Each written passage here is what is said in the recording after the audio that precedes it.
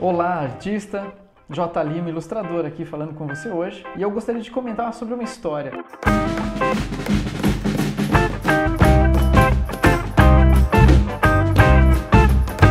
Uma história de um menino que gostava muito, mas muito de desenhar quando ele era criança. E ele tinha talento, ele desenhava o rosto dos seus parentes, isso desde os 6 aninhos de idade, ele sempre gostou. E ele sempre se esforçou, desenhava bastante, tinha muitas ilustrações em casa, e ele sempre aproveitou muito bem os papéis que os pais davam para ele. Tanto que ele desenhava não só nos papéis, ele desenhava na parede, no sofá, com caneta Bic, ele gostava mesmo de desenhar.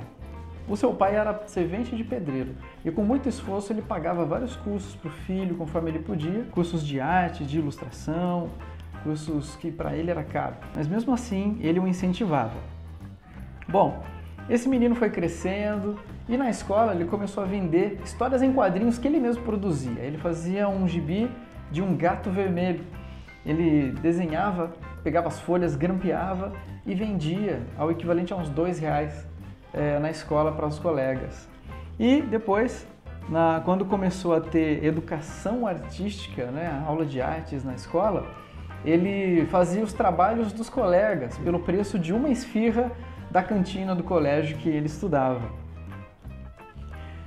Quando esse menino se tornou pré-adolescente, ele começou a imaginar como ganhar dinheiro com a sua arte. Então ele começou a pintar camisetas, os amigos gostavam muito de tatuagem, mas os pais não deixavam eles fazerem tatuagens. Então o que ele pensou? Bom, eu vou comprar revistas de tatuagens e vou começar a pintar as tatuagens em camisetas dos meus amigos e começar a vender. E deu certo. O pai dele até fez uma tábua, uma prancha toda almofadada, onde ele colocava as camisetas para ficar esticadinho e ele pintava ali as tatuagens que os amigos pediam e cobrava ali um preço, alguma coisa por isso, comprou material com esse valor e começou a trabalhar.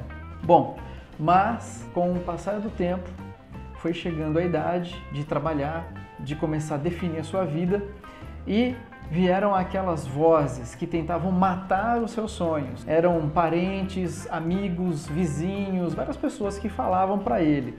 E eles diziam o seguinte: isso não dá futuro. Quando você vai parar de desenhar e arranjar um emprego de verdade? E a pior das frases, uma vizinha dele comentou assim: logo ele arranja um emprego e esquece tudo isso.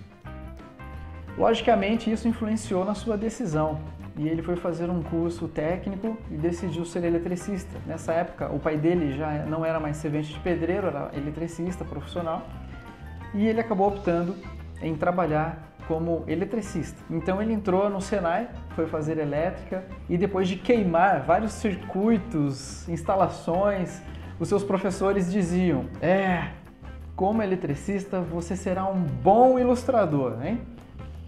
E com o passar do tempo ele foi crescendo, ele se formou, conseguiu um emprego na área, mas não era um eletricista lá muito bom. Anos depois, ele conseguiu um trabalho numa multinacional.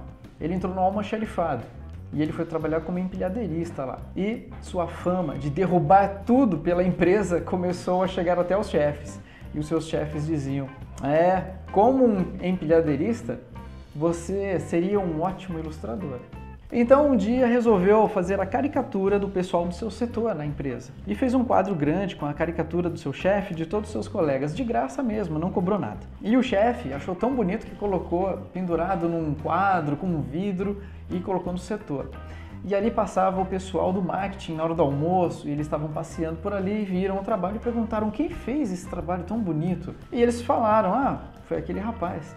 E então foi aí que pela primeira vez ele se sentiu valorizado pela sua arte. O pessoal do marketing chamou ele, convidou ele a fazer uma história em quadrinhos. E ele tinha que fazer uma história em quadrinhos sobre segurança no trabalho, para os empilhadeiristas, o pessoal do almoxarifado e o pessoal da produção que trabalhava nessa empresa. E foi o primeiro trabalho oficialmente profissional dele com uma história em quadrinhos para atender essa empresa. Logo em seguida, ele conseguiu um estágio na agência publicitária em que atendia essa empresa multinacional que ele trabalhava.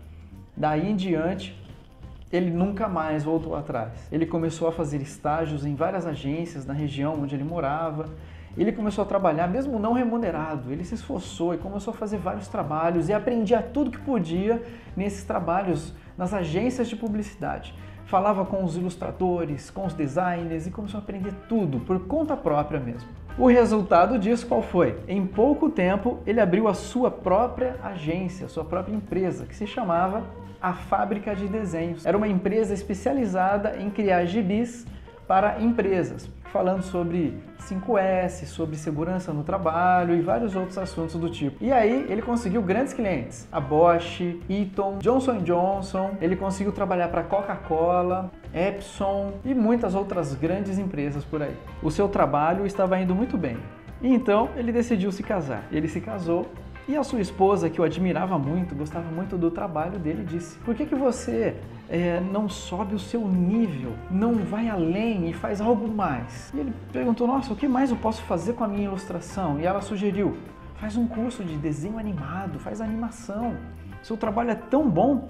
Foi aí que ele conquistou o seu cliente mais famoso, a Disney Animation. E foi através de um curso que ele resolveu investir, um curso caro para ele na época, e ele foi fazer com o Haroldo Guimarães, da HGN Produções de São Paulo. Ele entrou nesse curso e foi convidado logo em seguida para trabalhar no filme A Princesa e o Sapo, da Disney. E foi aquele trabalho que o lançou no mercado de uma vez por todas. Depois disso, ele decidiu não parar mais. Ele tomou a decisão de ajudar outros artistas também a crescerem, a entrarem na área de trabalho. Ele criou vários livros, DVDs, cursos online, várias coisas. E com o tempo, ele decidiu elevar um pouco mais ainda o padrão de qualidade que ele já tinha. E decidiu mudar o nome da sua empresa de A Fábrica de Desenhos para J. Lima Studio. Essa, como você percebeu, é a minha história. E foi aí que eu decidi adotar uma missão para mim, que é elevar o nível da arte no Brasil e no mundo, surpreendendo os meus clientes e também ensinando o maior número de artistas que eu puder a entrar nessa área de ilustração, de design, de animação. Tudo que eu puder ensinar para eles, eu vou ensinar, porque eu sei que é possível valorizar a arte no Brasil ou fora do Brasil.